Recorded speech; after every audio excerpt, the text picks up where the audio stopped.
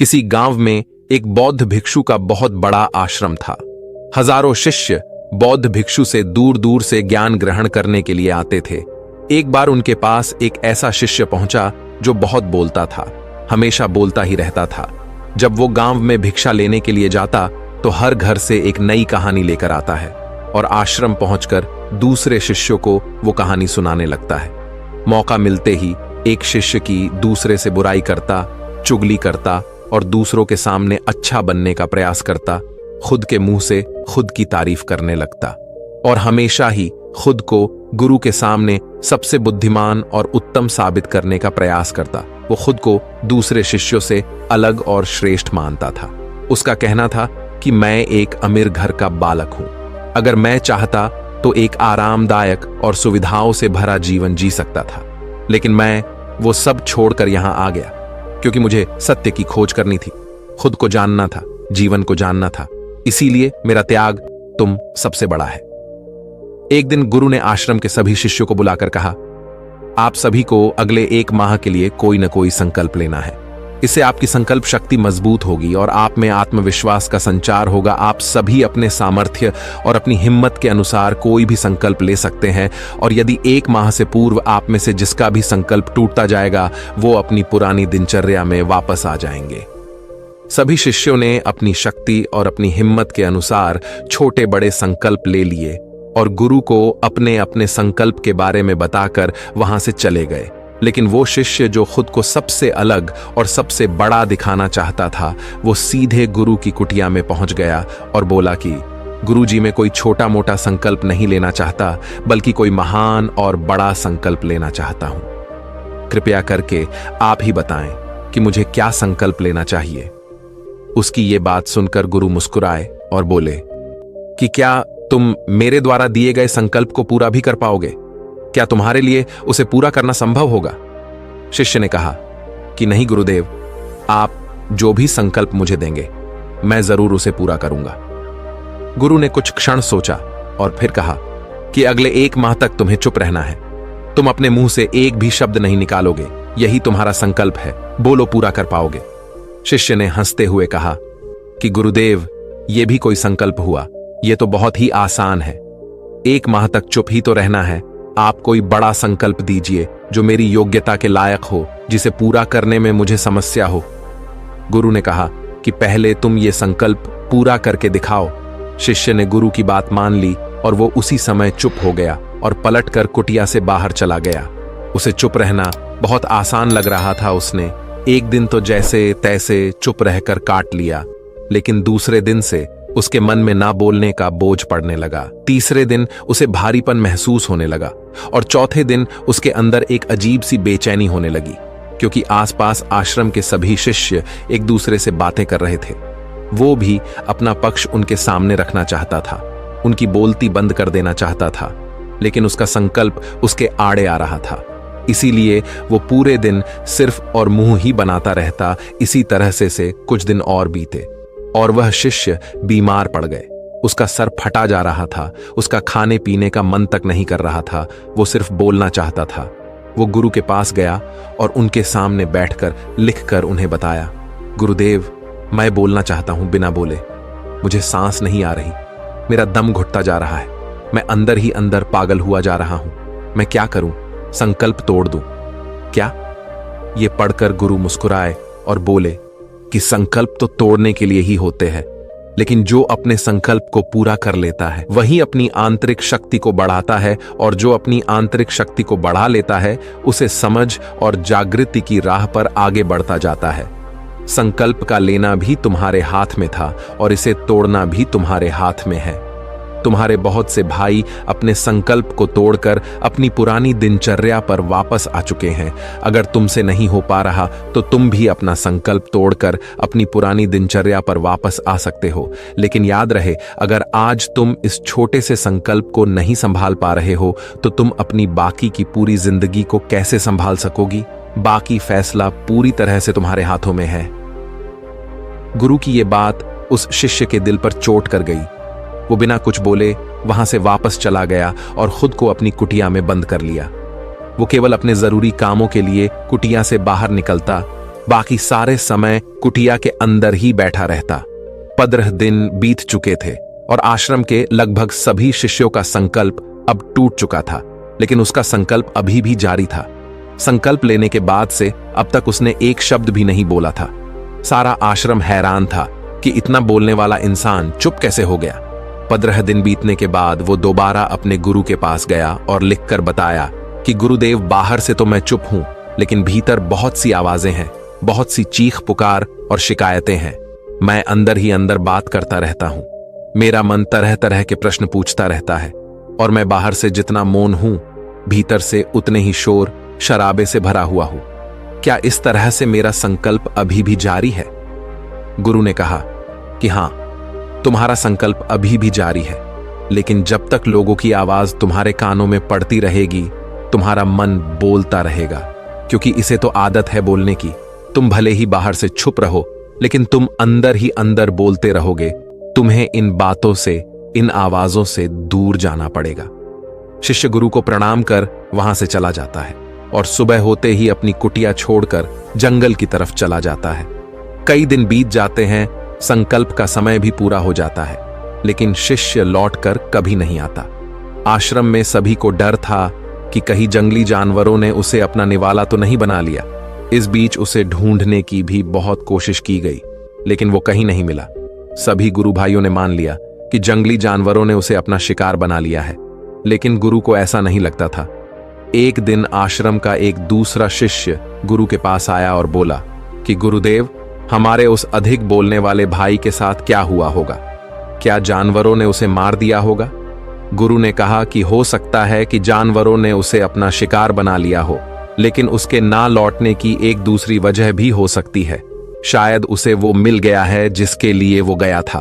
फिर शिष्य ने पूछा कि गुरुदेव, क्या ज्यादा बोलना इतना हानिकारक हो सकता है? गुरु ने कहा कि इंसान के जीवन के बहुत सारे दुख होने से एक दुख यह भी है कि वो कभी चुप नहीं रह सकता, हमेशा कुछ ना कुछ बोलता ही रहता है। सिर्फ हमारे बोलने के कारण हमारे आधे से ज्यादा दुख पैदा होते हैं। परिवार के अधिकतर झगड़ों की वजह हमारा बेमतलब बोलना ही होता है। हम में से कोई भी चुप रहना ही नहीं चाहता। हम बस सामने वाले को अपने मन की सारी बातें सुना देना चाहते हैं, फिर चाहे सामने वाला उसे सुनना चाहे भी नहीं। और इसी तरीके से हम बेमतलब की बातें बोलते रहते हैं और अपने अंदर दूसरों की बेमतलब की बातें भरते रहते हैं, और जिंदगी भर यही चलता रहता है। लेकिन इस नासमझी में हमें अपना समय, अपना जीवन, अपनी समझ और सबसे महत्वपूर्ण वो कीमती पल जो जिए जा सकते हैं, जिनको अनुभव किया जा सकता है, जिनमें आनंद की प्राप्ति हो सकती है, ये सब हम खो देते हैं। लेकिन इसके बदले हमें मिलता क्या है? कुछ नहीं, सब व्यर्थ और बर्बाद हो जाता है।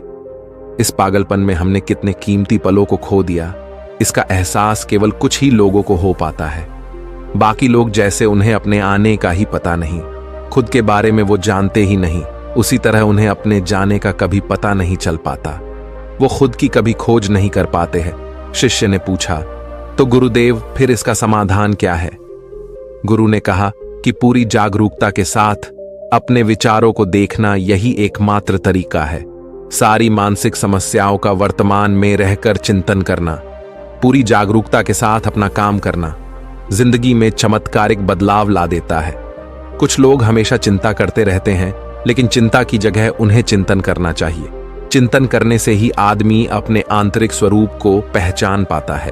उसके बाद वो शिष्य गुरु से अपने प्रश्नों का उत्तर पाकर उनको प्रणाम करके वहां से चला जाता है। ज्यादा बोलने वाले शिष्य को आश्रम छोड़कर गए हुए 3 महीने का समय बीत चुका था, लेकिन उसकी कोई खबर नहीं थी। अब तक तो सभी गुरु भाइयों ने उसके वापस लौटने की उम्मीद भी छोड़ दी थी। लेकिन एक दिन वो आश्रम में वापस लौट आता है। उसे देखकर सभी के आश्चर्य और खुशी का ठिकाना ना रहा।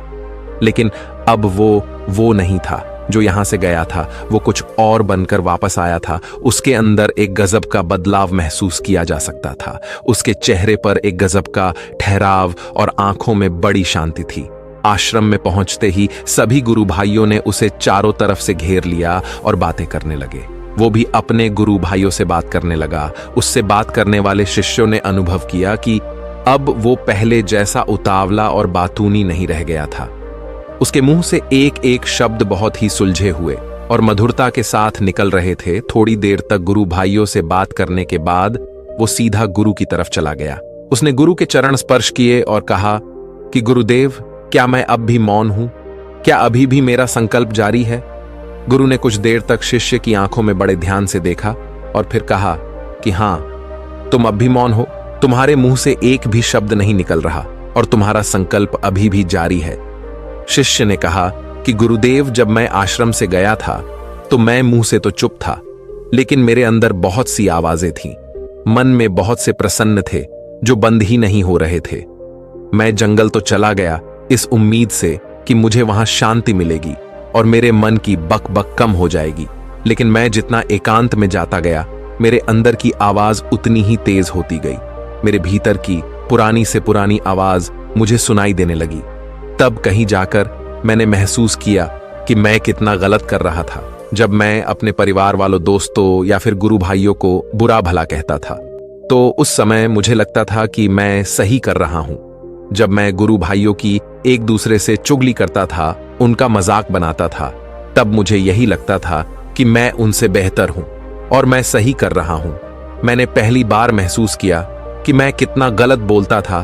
काफी दिनों तक ये आवाजें, ये शिकायतें मेरे अंदर चलती रहीं, लेकिन धीरे धीरे करके एक दिन ये सारी आवाजें मेरे अंदर से समाप्त हो गईं। अब मैं भीतर से भी मौन हो गया। उस घने जंगल में बाहर से बोलने वाला कोई नहीं था और भीतर कोई आवाज बची ही नहीं थी। और मैंने उस दिन पहली बार मौन का सही मतलब समझा। मेरे चारों तरफ बहुत शांति थी। हालांकि अभी भी मुझे आवाजें आ रही थीं जो पहले भी आती थीं, लेकिन तब मैं उन्हें सुन नहीं पाता था। पर अब वो सभी आवाजें मुझे स्पष्ट रूप से सुनाई दे रही थीं।